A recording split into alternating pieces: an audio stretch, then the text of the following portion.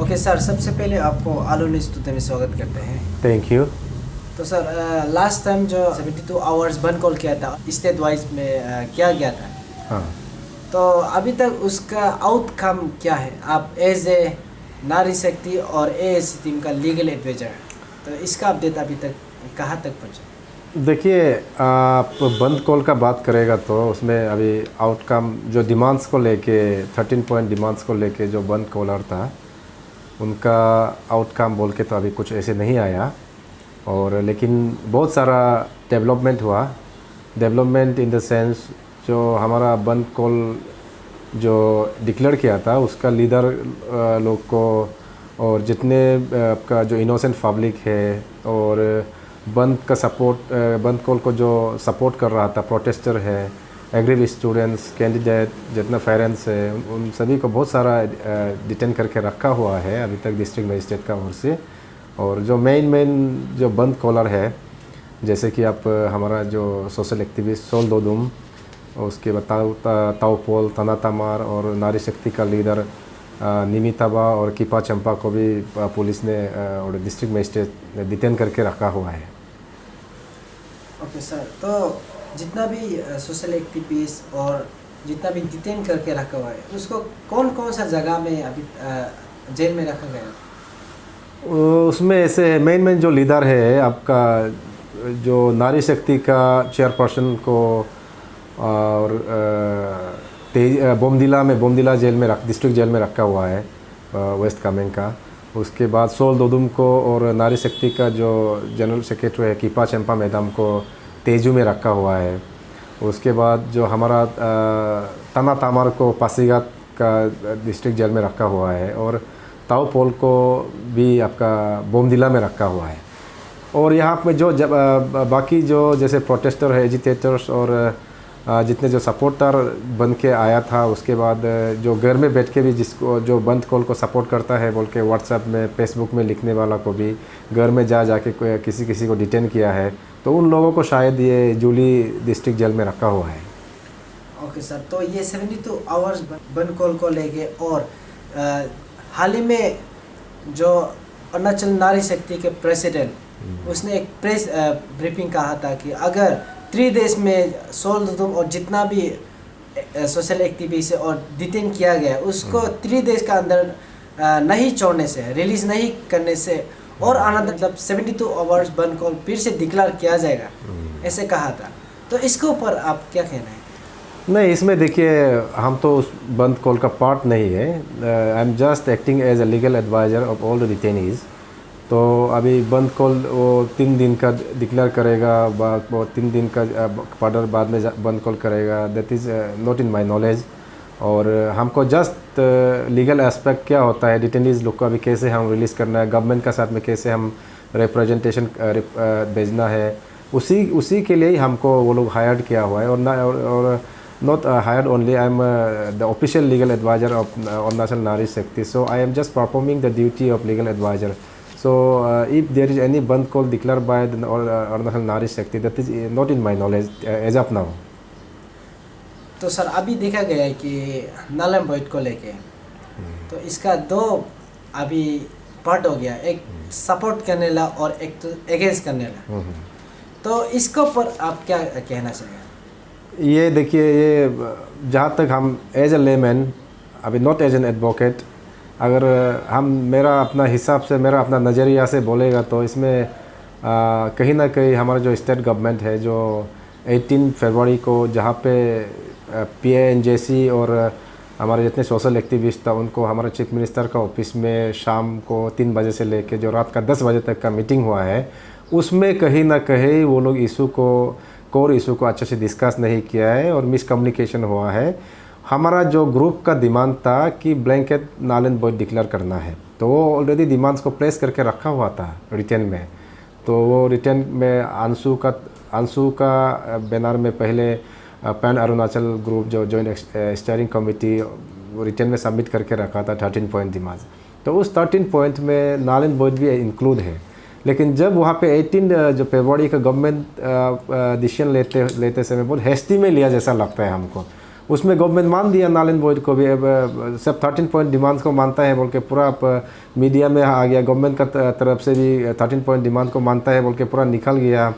तो ऐसे होने के बाद आज कुछ दिन के बाद फिर नालन बॉयड का जब इशू आता है तो कुछ सेक्शंस ऑफ द पीपल और कोई बोलता है कि जिनिन ऑफिसर है और कोई जिनिन ऑफिसर का फेरेंस ग्रुप बोल के एक फिर ग्रुप फॉर्म करके गवर्नमेंट का अगेंस्ट में रैलियाँ वगैरह करते हैं, डेमोक्रेटिक मूवमेंट करते हैं। तो उसमें फिर गवर्नमेंट उसका फ्रेशर में फिर सकाम होके फिर अभी नालन बॉयड के इशूज़ को भी हैंग करके रखा हुआ है। क्योंकि उस समय अगर आप चाहने से 18 जो फरवरी का रात का जो 8 घंटा का जो मीटिंग था उसमें आप क्लियरली बोल देता कि ये नालन बॉयड गवर्नमेंट का लीगल पोजीशन कैसे है और गवर्नमेंट इसको कर सकता है कि नहीं कर सकता है, क्लियरली बोल देता तो ये आज का तारीख में फिर ऐसे नालन बॉयड को लेके माने सोसाइटी में और स्टेट में केओस क्रिएट नहीं होना था। अभी तो नालन बॉयड ही एक कोर इशू हो गया जहाँ पे एग्रीमेंट और डिसएग्रीमेंट चल रहा है। तो ये कहीं ना कहीं गवर्नमेंट का सेल्फ क्रिएटेड वाला इशू है, हमको ऐसे लगता है। तो सर अब मतलब ऐसे कहीं ना कहीं देख रहा है कि ये जो ABCS का जो इशू है इसको गवर्नमेंट कहीं ना कहीं इग्नोर कर रहा है, ऐसे देखने को भी दिख रहा है। तो इसके ऊपर क्या कहना है सर? नहीं, वही तो मैं बोल रहा अभी जितना भी जो अब मूवमेंट कर रहा है APPSC पेस्को को लेके, I would say this is scandal not fiasco. APPSC paper leakage scandal को लेके जितने भी मूवमेंट कर रहा है एग्री स्टूडेंट्स, उसके बाद पेरेंट्स और जो सोशल एक्टिविस्ट बोलो, कहीं ना कहीं गवर्नमेंट का उसमें दिला दाला रवैया है।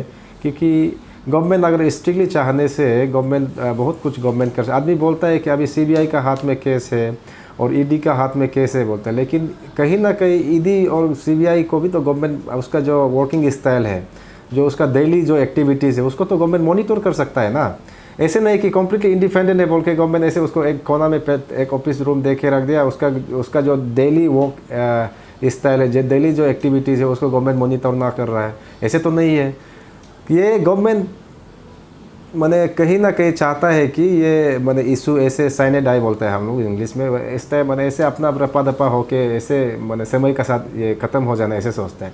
लेकिन और कुछ लोग जो कॉन्शियस सिटीजन है, जो रियली स्टेट का भलाई के लिए सोचता है, जो एक्टिविस्ट बोलता है, जो रियली स्टेट के लिए सोच के खुद आपका अपना आप में एक्टिविज़म का एक वो जज्बा लेके आया आज का तारीख में एक्टिविस्ट, जैसे कि हमारा सोल दुदुम एंड टीम।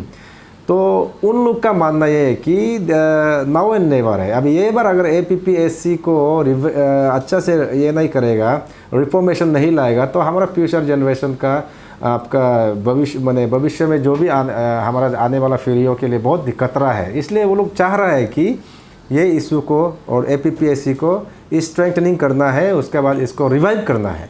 तो इसमें गवर्नमेंट और हमारा जो एक्टिविस्ट है वो लोग का एग्रीमेंट और डिसएग्रीमेंट चल रहा है। क्योंकि हमारा जो एक्टिविस्ट का पॉइंट्स को गवर्नमेंट कहीं ना कहीं एग्री नहीं कर रहा है, होल हार्टेडली एग्री नहीं कर रहा है, एक्सेप्ट नहीं कर रहा है। और गवर्नमेंट जो काम कर रहा है, जिस हिसाब से, जिस गति से, जिस ये से काम कर रहा है, स्पीड से काम कर रहा है, जिस रफ्तार से काम कर रहा है, उसको हमारे एक्टिविस्ट लोग उसको एग्री नहीं है, उसमें आपका कन्विंस नहीं है। ये है सर। अभी भी ऐसे सुनने को आया कि जो सोशल एक्टिविस्ट है ताना तामर, उसको जेल में कोविड पॉजिटिव पाया गया है, ऐसे सुनने को आ रहा है। तो इसको पर आप क्या कहना चाहेंगे सर? देखिए, इसमें तो अभी पासीघाट से कल ऑर्डर निकल के वो लोग पासीघाट देखने गया था हमारा जो ताना तामर को, उनका पेरेंट्स गया था, फैमिली गया था।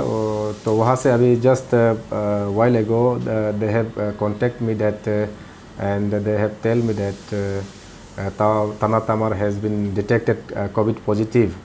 और अभी वो लोग वही रिक्वेस्ट कर रहा है कि अब हमारा जो डिस्ट्रिक्ट मजिस्ट्रेट है, क्योंकि अभी पासीघाट डिप्टी कमिश्नर का ओर से कुछ नहीं कर सकता है, पासीघाट SP का ओर से कुछ नहीं कर सकता है। तो अभी हम जो कैपिटल कॉम्प्लेक्स का जो डिप्टी कमिश्नर डिस्ट्रिक्ट मजिस्ट्रेट है, जिसका ऑर्डर का स्ट्रेंथ में उसको डिटेन करके रखा हुआ है, उनको अभी उनका पेरेंट की ओर से हमको इंस्ट्रक्शन हम मिला है कि एक रिप्रेजेंटेशन सबमिट करना है। तो I am planning to submit the representation very soon. उसके बाद DC साहब हमारा जो डिस्ट्रिक्ट मजिस्ट्रेट है वो शायद उसका आगे का हेल्थ केयर के लिए कुछ काम करेगा होगा, क्योंकि अभी तक तो डिप्टी कमिश्नर को भी हम लोग इन्फॉर्म नहीं किया है, हमारा जो डिस्ट्रिक्ट मजिस्ट्रेट है। तो शायद वो जानने के बाद वो अपना काम करेगा। ओके सर, तो एज आप सर आलो का है, तो हाल ही में 72 आवर्स बंद कॉल में आलो में भी बंद कॉल किया गया था, तो उसमें देखा गया है कि उसमें भी एक अगेंस्ट करने वाला टीम था जो बंद कॉल आलो को, तो उसके ऊपर आप एज आप आलो का आदमी तो क्या कहना चाहिए सर? देखिए ये बार का जो बंद 72 आवर्स बंद में लास्ट में वो लोग 13 point apart from that 13 point demands और एक पॉइंट वो लोग ऐड किया था जो हमारा लेट तुम्ही गांगकाक शहर का जो जस्टिस के लिए। तो स्पेशली जब एंटायर स्टेट का एंटायर डिस्ट्रिक्ट से तुम्ही गांगकाक शहर का जस्टिस के लिए सब आवाज़ उठा रहा है, तो हमको लगता है कि स्पेशली हमारा जो आलो है, क्योंकि जहाँ से तुम्ही गांगकाक शहर बिलोंग करता है, आलो उसका होम टाउन हुआ करता था, तो वहाँ का लोग इसको इशू को ज़्यादा ये अपना अपना ये हाइपोथेटिकल थॉट्स नहीं रखते हुए इशू को जस्ट इशू का हिसाब से देख के इशू का जो ग्रेविटी है उसको समझते हुए होल हार्टेडली सपोर्ट करना चाहिए था। लेकिन it is very unfortunate that हम लोग बंद का समय में काफ़ी ये फ्रेश मीडिया में ग्रुप वाइज बन के कोई ग्रुप ओपोज करता है, कोई ग्रुप एफिल करता है, कोई उधर में बंद कॉल का समय में प्रोटेस्टर को और वहाँ पे जो बंद कॉल कर रहा था उसको आके फिर वहाँ पे मैंने उसको ख़राब बर्ताव भी किया ऐसे लगता है। तो वो सब चीज़ देख के बहुत हमें भी दुख लगा है as being local youth and intellectual of Aalo. तो हम यही आलो वासियों को भी अपील करना चाहेगा कि कल को भी ये इशू को जाके हम लोग अपना अपना पर्सनल जो डिफरेंसेस है उसको साइड में रखते हुए इशूज़ को स्टेट इशू को और हमारा फ्यूचर जनरेशन के लिए सोच के इशू को होल हार्टेडली सपोर्ट करना है। यही मेरा आलो वासियों से रिक्वेस्ट रहेगा। और सर काफ़ी अभी देख रहा है कि जो नारी शक्ति है हर डिस्ट्रिक्ट में और जो अरुणाचल अगेंस्ट करप्शन टीम है तो हर डिस्ट्रिक्ट में यूनिट बना के रखा हुआ है। तो ऐसे सोशल मीडिया में भी देख रहे हैं कि जो पब्लिक है उसको ये पूछ रहा है कि नल एंड वॉइड का मीनिंग क्या है। जितना यूनिट का जो लीडर है उन सभी को पूछा जा रहा है। तो आप एज ए नारी शक्ति और एएससी टीम का legal advisor sir null and void का बारे में आप थोड़ा बता दीजिए क्या है ये? देखिए ऑब्वियसली ये कई बार हमने सोशल मीडिया में देखने को ये मिल रहा है कि जो इनोसेंट लोग हैं, जो बस्ती से हमारे माँ है और जो हमारा वो मैंने कम पढ़ा लिखा हमारा जो सपोर्टर है, भाई भैया है, हमारे पेरेंट्स को हाईली इंटेलेक्चुअल, हाईली इंटेलेक्ट और हाईली एजुकेटेड वाला कोई ऑफिसर्स और कोई वहाँ का यूथ्स वगैरह उसको ये कोशिश कर रहा है कि नल एंड वॉइड का बारे में उनसे ही पूछे, क्योंकि वो ये जानता है कि नल एंड वॉइड को डिटेल्स में वो नहीं जानेगा और वो ये जानते हुए भी उसको आपका इंटेंशनली ऐसे सवाल करना तो बहुत माने अनफॉर्चुनेट है कि आप अगर सवाल करना है तो अपना से बराबर वाला को जो आप इंटेलेक्ट खुद को मानता है तो आप इंटेलेक्चुअल वे से आप इंटेलेक्ट वाला को ही सवाल करना है, एक दूसरे को डिबेट करना है, इसमें पॉजिटिव नोट लेके डिबेट करना है, एकेडमिक डिस्कशन होना है। ऐसे नहीं है कि जो हमारा माँ लोग वहाँ पे बंद कॉल सपोर्ट करने आता है उसको ही आप पूछ एकदम लोकेट करके उसको ही आइडेंटिफाई करके पूछता है कि ये नल एंड वॉइड का बारे आप जानता है क्या।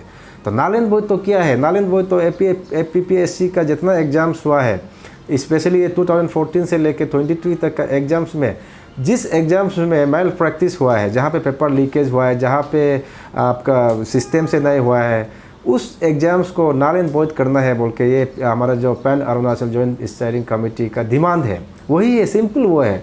क्योंकि एक एग्ज़ाम में गलत हो गया, कोई उसमें उस एग्ज़ाम से पास होके कोई आपका खरीद फरोख्त के ऑफिसर बन गया और कोई लोग जेन्युइन होते हुए, जेन्युइन स्टूडेंट होते हुए भी, एकदम इंटेलिजेंट होते हुए भी उस एग्ज़ाम में वो क्वालिफाइड नहीं कर सका है। उसका मतलब कहीं ना कहीं ये अभी जो इंटेलेक्चुअल और जेन्युइन स्टूडेंट था उसको डिफ्राइब हुआ है बोल के उसका डिफ्राइब नहीं करना है। जहाँ पे वो लोग मेल प्रैक्टिस से ऑफिसर बन गया, गलत ढंग से ऑफिसर बन गया, ऐसे एग्जाम्स को नल एंड वॉइड डिक्लेयर करना है बोल के, तो ये एक डिमांड है। जस्ट सिंपल लॉजिक है इसमें। जो जिस एग्जाम में गलत हुआ है उसको नल एंड वॉइड डिक्लेयर करना है।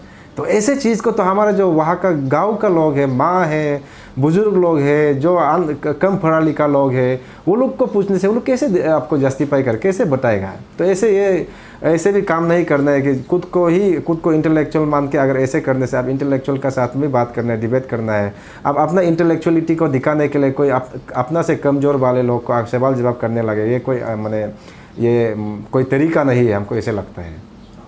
Thank you sir.